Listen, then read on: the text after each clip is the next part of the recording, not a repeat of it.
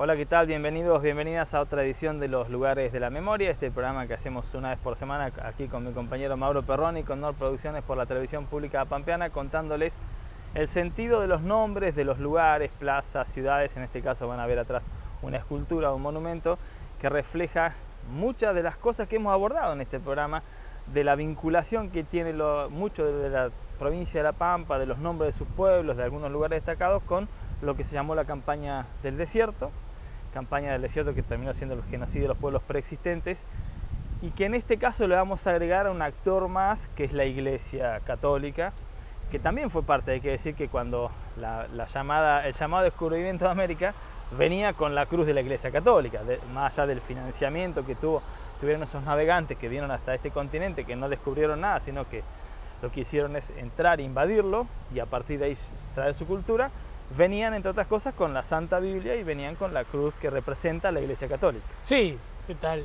La Iglesia, en ese pasado nuestro histórico, digamos, ¿no? de la llegada de los españoles y portugueses aquí, el Papa en ese momento tuvo un papel fundamental, porque además era parte de lo que ratificaban la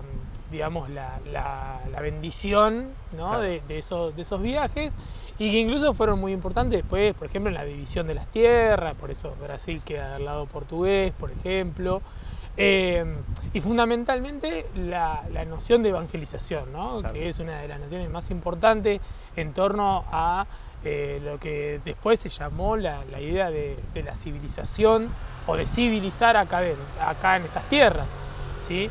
La idea de que hay un terreno que ganarle a la herejía, ¿no? Un terreno que ganarle a la barbarie también, como otras palabras que después se van a utilizar, y fundamentalmente ahí la Iglesia como el principal bastión que desarrolló a lo largo de todos esos años, y la campaña del desierto no va a ser la excepción. Desarrolló instituciones alrededor justamente de ese fin, ¿no? Del fin evangelizador hacia las comunidades originarias, y después ya instalarse en el territorio. Sí, esa conquista, invasión. Tenía el objetivo más de traer la civilización europea como se conocía, y con ello su modelo de vida, su modelo social, que incluía la creencia de la Iglesia, porque cualquier iglesia, en este caso hablamos de la católica, pero cualquier religión también es un ordenador de la vida, da cierta certeza respecto de lo que el ser humano hoy todavía no se responde. Los que no creen sí se lo responden, los que creen no, que es que pasa el después. Además implican determinadas normas de convivencia, así que venían unas atadas a la otra. Sí.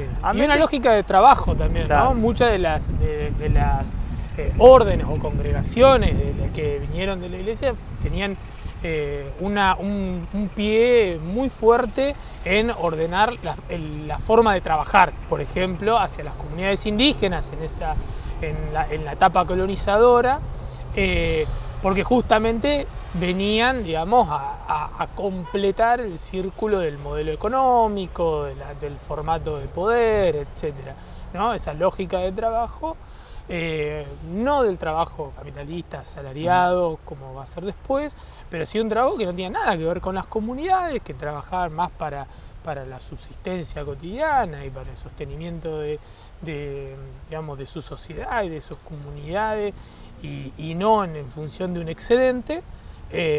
Se va a empezar a implementar a partir justamente de algunas instituciones religiosas, ¿no? Que muchos de ellos tenían, ¿no? como fin producir, ¿sí? Claro, sí. Y que dan también el ordenamiento, y muchas veces esto es así porque también lo que permite la creencia. Bueno, ¿por qué? ¿Por qué hay que hacerlo como vos decís? Bueno, porque lo dice Dios. Sí. Porque está escrito en la Biblia, en la Santa Escritura. Porque y ahí es como que se acaba el cuestionamiento que se le puede hacer a esto que vos contabas. Venían con una lógica distinta, ya existía primerizo, pero el mercado en la Europa de los conquistadores, y acá se encontraron con otra forma de vida, que trabajaban cuando era necesario, trabajaban para supervivir, en todo caso acopiaban ganado vivo, digamos, de esa manera iban cambiándose de lugar, sobre todo por las temporadas, más cerca del agua, no con tanto frío, y ese era el estilo de vida hasta que vino este conquistador, que vino con las armas y con la fe. Y con la fe. Y con esa fe es la que representan varias imágenes, una de ellas vamos a hablar hoy, que es que te vengo a dar la solución de tu vida, estás perdido, estás descarriado, no estás ubicado, y la solución es esta, es levantarte, trabajar, pensar en un proyecto de vida, porque además Dios te va a cuidar y te va a acompañar. Exactamente. Sí. Eso que significa la llegada a la iglesia, en este caso concreto católica, implica ese ordenador que daban algunas personas que después fueron canonizadas como en los cánones de la iglesia como santos, reivindicados. Hay que decir que no lo hemos nombrado, pero estamos frente a la estatua de San Juan Bosco o Don Bosco. Sí. Que es de lo que vamos a explicarles después, a referirnos toda la simbología que tiene esta escultura, que está emplazada hoy en lo que sería en la plaza detrás de la iglesia de Fátima, en Corrientes y Santa Fe, la ciudad de Santa Rosa. La plaza que tiene además el mismo nombre, claro. ¿sí? Está ubicada en el barrio de Villalonce, para claro, que se ubique enfrente al centro cívico. Bueno, todo esto que reflejan quienes creen o que quisieron instalar esta situación, está contando de una manera amigable esa conquista del cielo. Esa conquista del cielo, exactamente. Que alguna vez se llamó Día de la Raza, hoy Día de la Multiculturalidad, Día de la Convivencia, de los encuentros de cultura, nos decían, al menos a mí cuando yo iba a la primaria y al secundario.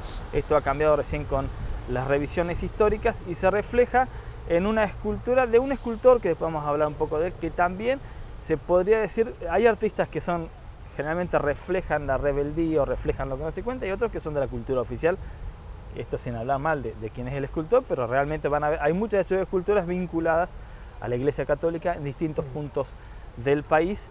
Se caracterizaba por hacer este tipo de obras, le destacaban el detalle, el parecido de la cara, de los rostros, el buen trabajo como escultor, pero escultor, si se quiere, de la historia oficial. De la historia oficial. Era la presentación de esto. Vamos a hablar de Don Bosco y de los dos niños que están al lado de él en esta estatua. Eso a partir del segundo bloque.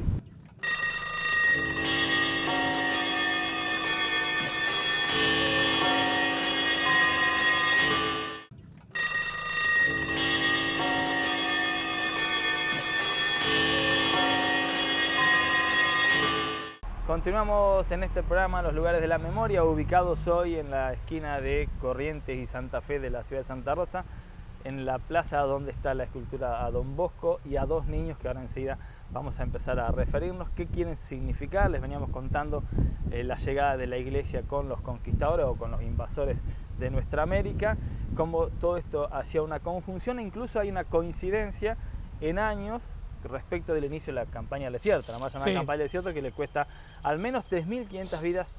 Históricamente más o menos se coincide en ese número de quienes eran los habitantes originarios. De quienes eran, claro, los habitantes de estas tierras, ¿no? Ahí hay algo que incluso lo trabajamos, lo mencionamos y tratamos de abordarlo cuando hicimos puntualmente un programa sobre los salesianos. Los salesianos como congregación hay que tener en cuenta que tienen una impronta muy fuerte, digamos, en el territorio de La Pampa en general, digamos, están sus colegios, ¿sí? Las propias iglesias que fundaron. La orden nace en Italia, ¿sí? En Don Bosco, San Juan Bosco, como se lo conocía, como los diferentes nombres que se lo conoció, sobre todo a posterior de su muerte. Era sacerdote piamontés, a partir de un sueño sobre todo que él tiene, que siempre se narra, ¿no? Como los sueños de Don Bosco, que son como las revelaciones que a Don Bosco le vienen. Él visualiza una especie de bosques, de selvas, de tierras que no eran las tierras italianas, y entiende a partir de esos sueños que su tarea no estaba ahí, digamos, ¿no? Que su tarea evangelizadora y la tarea de la congregación que está conformando, que son los salesianos, no estaba en Europa, y por eso vienen alrededor de 1875 aproximadamente los primeros evangelizadores salesianos a la Argentina. Hay que decir que antes ya habían venido misioneros anteriormente. Habían misioneros anteriormente. Siglo XVIII, fin del XVIII, exactamente. principio del XIX, justo coincide con evangelizar a aquellos que no habían sido evangelizados. Porque las primeras misiones habían logrado hacerlo con quienes eran los civilizados. Los salesianos vienen sobre todo, para que lo entendamos, es más, digamos, en conjunción con las migraciones europeas, digamos, ¿no? Porque son más o menos de esos años. Tienen mucha vinculación, sobre todo con ese tipo de comunidad, digamos, muy fuertemente con ese tipo de comunidades, con comunidades italianas, digamos, comunidades europeas que llegan a estas tierras, y a los pocos años sí empiezan a adentrarse en lo que hoy sería el territorio pampeano. Claro. Al muy poco tiempo también, alrededor de 1882 aproximadamente, se crea incluso lo que se llamó digamos, las hijas de María Auxiliadora, ¿sí? Después está el colegio, ¿no? María Auxiliadora, que también es de la congregación salesiana, y a partir de ahí se vincula fuertemente al Estado, digamos, tiene una gran vinculación con el Estado naciente en ese momento, o en conformación, mejor dicho, en una conformación fuerte, de esta visión liberal, católica muy fuertemente, donde la religión es sumamente importante, es ordenador, digamos, ¿no? Y empiezan a llegar con la misma campaña, y a medida que la misma campaña va avanzando, los salesianos entran como una orden oficial en el territorio pampeano y son los que se van a encargar de ordenar algunas de las comunidades y de llegar a lugares muy lejos, ¿sí? Muy lejanos, ¿no? Hacer estas misiones, ¿sí? Misionar, ¿sí? A lugares lejanos. Cuando estamos diciendo lejanos, decimos del oeste de La Pampa, digamos. Bueno, que hay que situarse siempre en ese tiempo. Cuando él, esas imágenes Vitorica, él soñaba supuestamente, que son parte de sus milagros de reconocer, reconocía la Patagonia. O sea, después diría que él pensaba en la Patagonia. En la Patagonia, cuando le pudo poner nombre, que es justo el terreno donde 3 años después empieza la llamada campaña del desierto, de la llegada de estos salesianos, donde ellos ya estaban cuando la campaña del desierto comenzó. Y ahí, bueno, va a haber una discusión sobre las posturas, pero digo, justo coincide con la expansión del mercado, de la economía argentina y también de lo que iba a ser, todavía ni pensado, pero cómo educar a quienes consideraban los bárbaros. Sí, cómo educar, que es una tarea que es fundamental para los salesianos. El cómo educar para los salesianos es la tarea evangelizadora, digamos, ¿no? Todo lo demás, ¿no? Las asistencias que incluso daban a las comunidades, digamos, el hecho de que muchas veces hacían hasta de registro civil, ¿no? O llevar medicamentos y cosas así, era como una tarea anexa, ¿no? Una de las tareas importantes que hacían incluso cuando empezaban a instalarse en los primeros lugares, Hacha, Victorica, Santa Rosa y demás, era fundar un colegio, digamos, fundar una institución educativa que sirviera como modelo educador, que tenía que ver con higiene, que tenía que ver con hábitos, que tenía que ver con trabajo y con, digamos, impartir la palabra de Dios, digamos, lo que conocemos como el catecismo, ¿sí? Pero todas pautas de vida que van atadas a esta nueva forma de vida, este Estado argentino que tenía la necesidad, una vez transcurrida su guerra interna, una vez transcurrida la conformación de la Constitución, empezar a formar esta República Argentina. Bueno, ahora precisaba ordenarse lo económico y precisaba, una vez que ya había hasta domado a los gauchos que mandaba a la frontera como soldados, que también tenían por ahí, se iban cambiando de territorio, depende de las necesidades y cómo satisfacerlas, le quedaba el indio, el pueblo preexistente. Y en ese marco, digamos, la educación tenía que ver con esto también, además de la fe. Sí, e incorporar sobre todo en eso, sobre todo en los pobladores indígenas que quedaban, como la estatua también lo refleja, a los niños, digamos, ¿no? Claro. Se entendía que, bueno, mucha de la población adulta había muerto, había migrado, había sido, digamos, atrapada, digamos, ¿no? Para mano de obra en otras regiones, en el norte, por ejemplo, y quedaban en los repoblamientos posteriores que se hacen, educar a esos niños indígenas. Y por lo tanto, eso también fue un factor importante como labor de los salesianos acá, que es un poco lo que refleja la obra de la cual vamos a hablar. De la cual vamos a hablar en el tercer bloque, referirnos directamente a la imagen que están viendo acá atrás y que van a ver seguramente acompañando este programa en más de una oportunidad. Ahora sí, vamos a tratar de explicarla y ponerle los nombres que los historiadores le han puesto. Exactamente. Lo hacemos en el tercer bloque.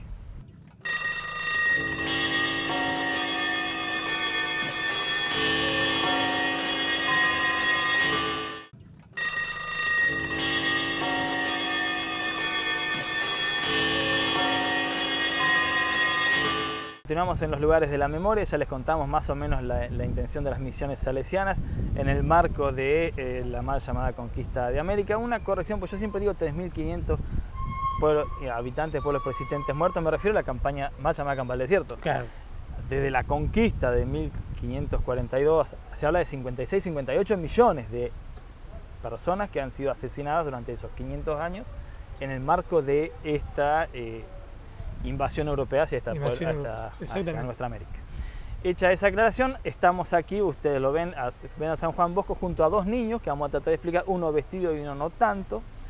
Después San Juan va a ser Don Bosco. Esta es una escultura hecha por un piamontés, también italiano, que después vino aquí a la Argentina muy joven, Quintino Piana, escultor que se caracterizaba su obra por ser detallistas. Si pueden algún día, mírenla, pasen por aquí, van a ver el detalle de los rostros, cómo se refleja la imagen de lo que conocemos como eran los rostros de quienes supuestamente representan en esta escultura. Y se dedicó básicamente, hay trabajos para La Plata, para Luján, básicamente a hacer esculturas relacionadas con la Iglesia Católica. No son las únicas, también hay muchas estatuas de Mariano Moreno, del General San Martín y de Belgrano realizadas por Quintino Piana, pero la mayoría están vinculadas a esta que tiene que ver con la fe católica. Y te dejo a vos que describas quién es el que está parado al medio y los dos niños. Hay algo una discusión para aportar, que es, la Iglesia siempre tuvo, digamos, en general, ¿no? Digo, y sobre todo la Iglesia europea, y por lo tanto, digamos, alguien como Quintino Piana, que venía de esa tradición, siempre fue una gran mecenas de artistas, digamos, ¿no? Se bancaba muchos artistas por su calidad, por su obra, que a veces, como lo sabemos, pintaban el techo de una basílica y después hacían sus otras obras, pero los vitrós que uno puede ver en muchas iglesias. Los vitrós, claro, exactamente, y que les servía sobre todo para sostenerse como artistas, y después hacían otras obras. Dicho eso, dejando para la posteridad sus obras muy buenas, con toda su significancia y sus intenciones, pero muy buenas como obras. Y en parte esa significancia es lo que se retrata el monumento, ¿no? que tenemos aquí atrás. Lo que la mayoría coincide es que efectivamente quien está en el medio es Don Bosco, digamos, ese es un retrato, digamos, casi ineludible. Claro. Y después hay dos niños. La simbología de los dos niños, incluso Marcelo Balco, digamos, que ha hecho un recorrido por muchas de estas estatuas, de monumentos, ¿no? A lo largo y ancho del país, ¿no? Un poco con esta simbología de la conquista y de la campaña. Sí, ha propuesto lo que se llama la desmonumentalización. La desmonumentalización, hablamos de eso cuando hablamos de Roca, por ejemplo. Hay dos niños, uno que está parado, digamos, tiene rasgos europeos, por así decirlo, es un niño totalmente vestido, con dos elementos que son fundamentales, digamos, a la hora de entender, por ejemplo, a los salesianos. Claro. Uno es un libro, digamos, hablando de la educación, de la enseñanza, el leer, el escribir, como elementos fundamentales de la cultura, ¿no? De la cultura europea, ¿no? Sin lengua escrita parece que no hay lengua. Y el otro es una pelota, ¿sí? Que por ahí a la pasada se ve menos, pero está a los pies, que también habla de la recreación, ¿no? Que tiene que ver con la posibilidad de jugar, la posibilidad de tener un tiempo recreativo y no de trabajo, ¿no? Para un niño. Y el otro, que es por ahí el más controvertido, es la figura, digamos, de un indígena. Algunos dicen que es Seferino Namuncurá, en realidad lo que se piensa es que lo que quiso retratar es la biografía de un Seferino Namuncurá, ¿no? De ese hijo, ¿no? de indígenas, ¿no? De nieto de cacique, digamos, que es tomado por la iglesia y evangelizado. Cuando se lo ve a ese niño, digamos, indígena, se lo ve desarropado, ¿no? Apenas con una especie de falda, arrodillado, lo cual no es menor, digamos, no está parado. Tiene una cruz. Con una cierta veneración también. Tiene una cierta veneración, tiene una cruz colgada en el cuello, con lo cual implica, digamos, la aceptación de la religión del dominador.